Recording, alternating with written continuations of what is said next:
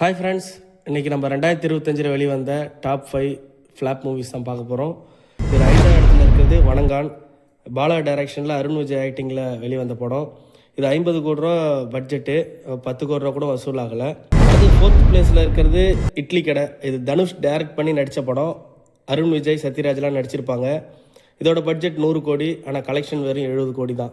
அடுத்து 3ஆம் இடத்துல இருக்கிறது குபேரா. அதுவும் இன்னொரு தனுஷ் படம் தான். இது தெலுங்கு டைரக்டர் சேகர் கம்மாலா டைரக்ட் பண்ணியிருப்பார். தனுஷ், நாகார்ஜுனா நடிச்சிருப்பாங்க. இது தமிழ் மொழி 2 லாங்குவேஜ்லேயும் வெளிவந்த படம். பட்ஜெட் 150 crore, கலெக்ஷன் 130 crore தான்.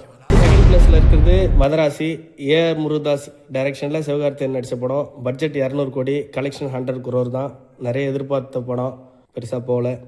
நம்பர் 1ல் இருக்கிறது தங் லைஃப். இது பயங்கர எதிர்பார்ப்போட வெளிவந்தது. நாயகனுக்கு அப்புறம் மிகப்பெரிய ஒரு படமாக கமலுக்கும் மணிரத்னம் சாருக்கும் இருக்கணும் எதிர்பார்த்தாங்க. இது 300 கோடி ரூபா பட்ஜெட்டு, 100 கோடி தான் இது வசூலே. மிகப்பெரிய ஃப்ளாப் 2025 இந்த படம் தான். இதை பற்றின உங்கள் கருத்தை கமெண்டில் தெரிவிங்க.